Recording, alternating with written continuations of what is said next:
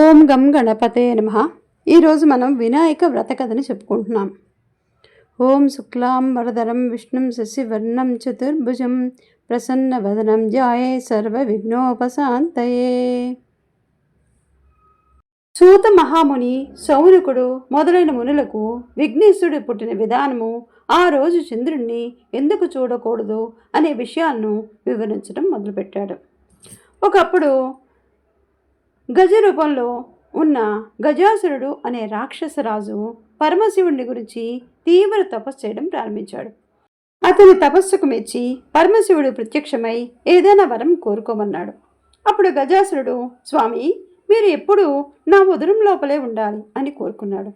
మహేశ్వరుడు అతని కోరిక తీర్చేందుకు గజాసురుడి పొట్ట లోపలికి ప్రవేశించి అక్కడే ఉండటం మొదలుపెట్టాడు.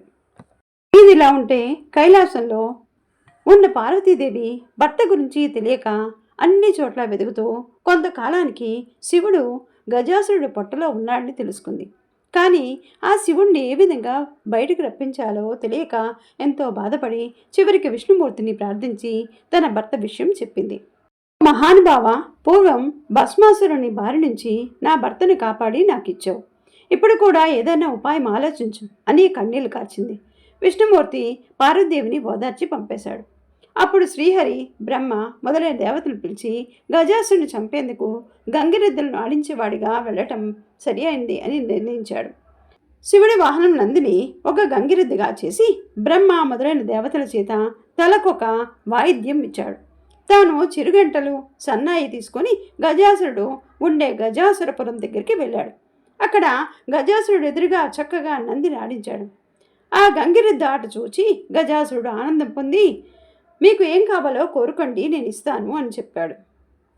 ఇప్పుడు శ్రీహరి, ఇది శివుడి వాహనం నంది, శివుణ్ణి వెతికేందుకు వచ్చింది కాబట్టి శివుణ్ణి ఇవ్వు అని కోరాడు. ఆ మాటలకు నిర్ఘాంతపడి గజాసురుడు గంగిరెద్దును ఆడించేందుకు వచ్చిన వాడు శ్రీహరి అని తెలుసుకుని తనకు చావు తప్పదని అర్థం చేసుకున్నాడు. అప్పుడు తన పొట్టలోపల ఉన్న శివుణ్ణి, నా శిరస్సు అందరికీ పూజనీయంగా ఉండాలి, నా చర్మం నువ్వు ధరించాలి అని కోరుకున్నాడు. తర్వాత తన్ను చంపేందుకు శ్రీహరికి అనుమతి ఇచ్చాడు. నంది తన కొమ్ములతో గజాసురుడిని పొట్ట చీల్చగా లోపల నుంచి శివుడు బయటకు వచ్చాడు.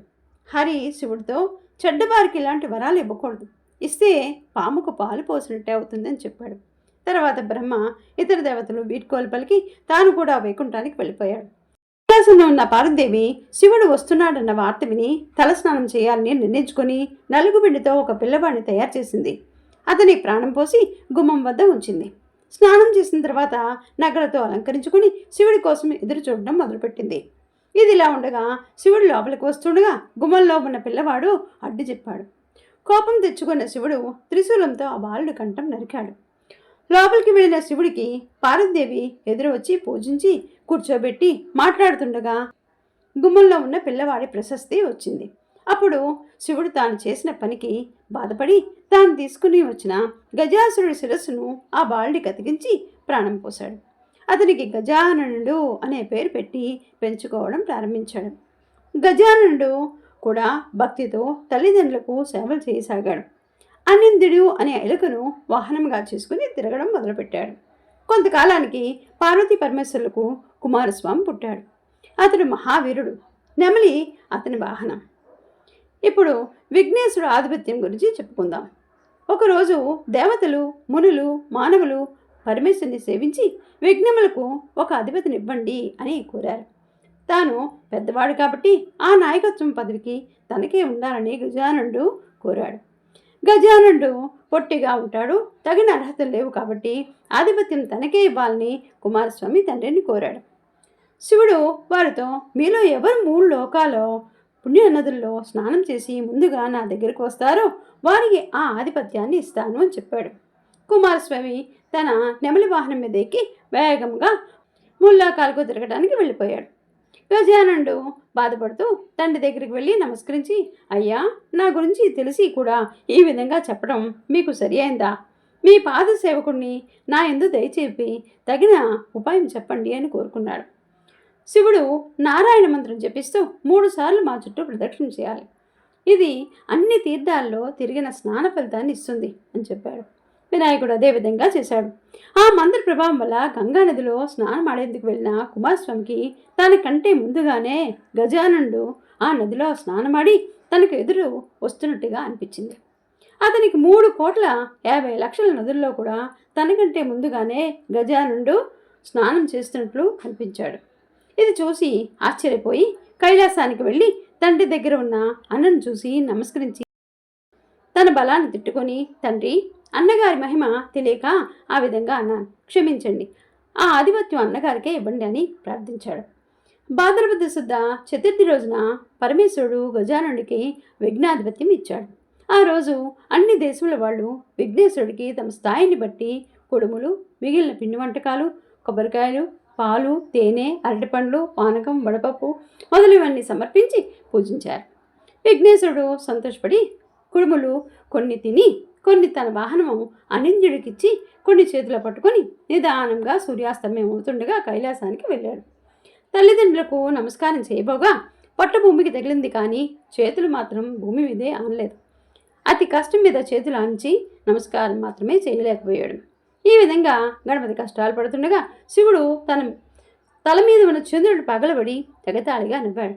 రాజదృష్టి సోకితే రాళ్ళు కూడా నుగ్గవుతాయి అనే సామెత అనుసరించి వినాయకుడు పొట్ట పగిలి లోపల ఉన్న కుడుములు మొదలైనవి చుట్టుపక్కల దొరికాయి. వెంటనే వినాయకుడు మరణించాడు. పార్వతి ఏడుస్తూ చంద్రుని చూసి, పాపాత్ముడా, నీ దృష్టి తగిలి నా కుమారుడు మరణించాడు, కాబట్టి నిన్ను చూసిన వాళ్ళు పాపాత్ములే, నీలాప నిందలు పొందుదురుగాక అని శపించింది. శాపనిందలను గుర్చి పరమేష్ఠుకి చెప్పారు. అతను సర్వజ్ఞుడు కావడం చేత అగ్నిదేవుడి భార్యే ఋషిప్రతుల రూపం ధరించిందని తెలుసుకొని సప్త ఋషులను సమాధానపరిచి వారితో కూడా తాను కైలాసానికి వెళ్ళి ఉమామహేశ్వరుని సేవించి చనిపోయిన విఘ్నేశ్వరుని బతికించాడు.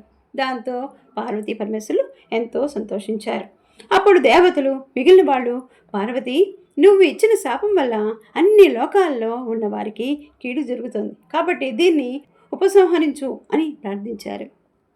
వారి ప్రార్థనలకు సంతోషించిన పార్వతి సంతోషంతో కుమారుని దగ్గర తీసుకొని ముద్దాడి, ఏ రోజున వినాయకుడిని చూసి చంద్రుడు నవ్వాడో ఆ ఒక్కరోజు మాత్రం చంద్రుని చూడకూడదు అని చెప్పింది. అప్పుడు బ్రహ్మ మొదలైన దేవతలు సంతోషిస్తూ తమ నివాసాలకు వెళ్ళిపోయారు. భాద్రపద శుద్ధ చతుర్థిలో మాత్రం చంద్రుని చూడకుండా జాగ్రత్త తీసుకుని సుఖంగా ఉన్నారు. ఈ విధంగా కొంతకాలం గడిచింది. కోపాఖ్యానం.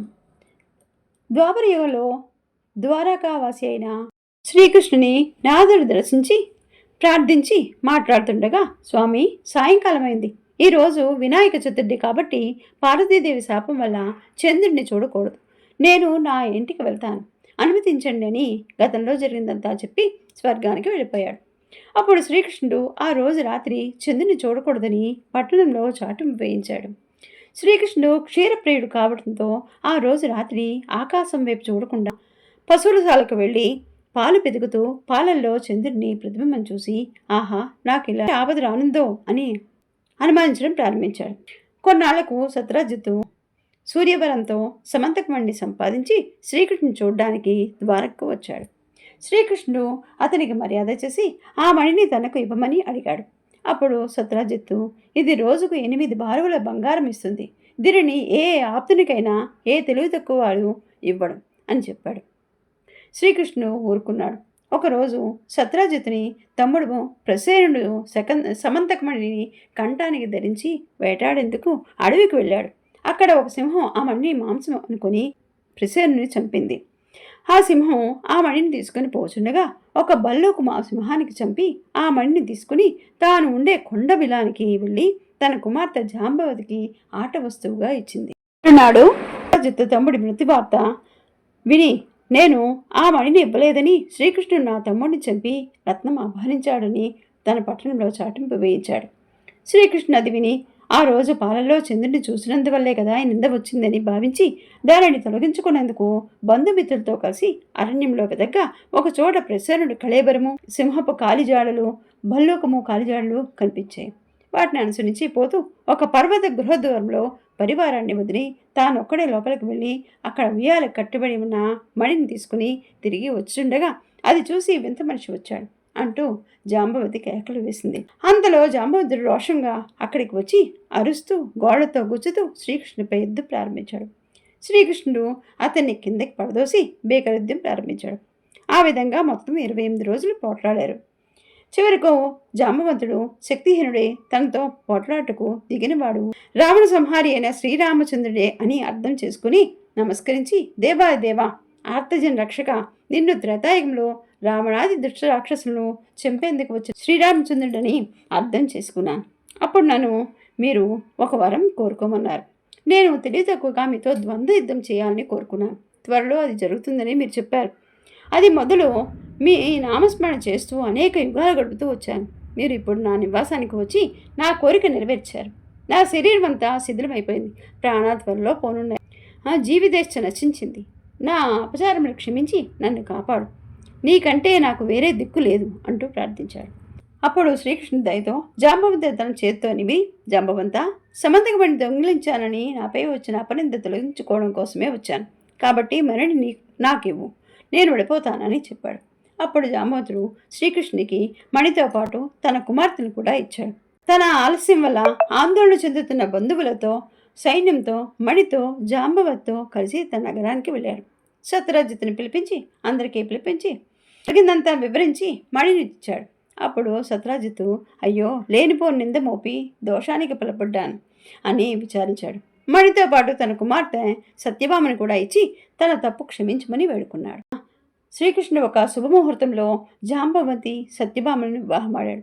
అప్పుడు దేవతలు, మునులు శ్రీకృష్ణుని స్తుతించి, మీరు సమర్థులు కాబట్టి నీలాపనింద పోగొట్టుకున్నారు, మా లాంటి వారు ఏం చేయగలరు అని ప్రార్థించారు. అప్పుడు శ్రీకృష్ణుడు భాద్రపద శుద్ధ చతుర్థిలో ప్రమాదవశాత్తు చంద్రుని దర్శనమైతే ఆ రోజు గణపతిని పూజించి సమంతకమండి కథను విని పూజాక్షంతలు తలపై వేసుకున్నట్లయితే నీలాపనిందులు పొందకుండా ఉంటారు అని చెప్పాడు. దాంతో దేవతలు, మునులు సంతోషించి తమ ఇళ్లకు వెళ్ళిపోయారు. ప్రతి సంవత్సరము భాద్రపద శుద్ధ చతుర్థిలో దేవతలు, మహర్షులు, మానవులు మొదలగు వారు గణపతిని పూజించి తమ కోరికలు నెరవేర్చుకొని ఆనందంగా ఉండాలని శాపమోక్ష విధానము సౌనికాది మునులకు వివరించి తర్వాత సూత మహాముని తన ఆశ్రమానికి వెళ్ళిపోయాడు. సర్వే జనా సుఖినో భవంతు. ఓం శ్రీమాత్రే నమః.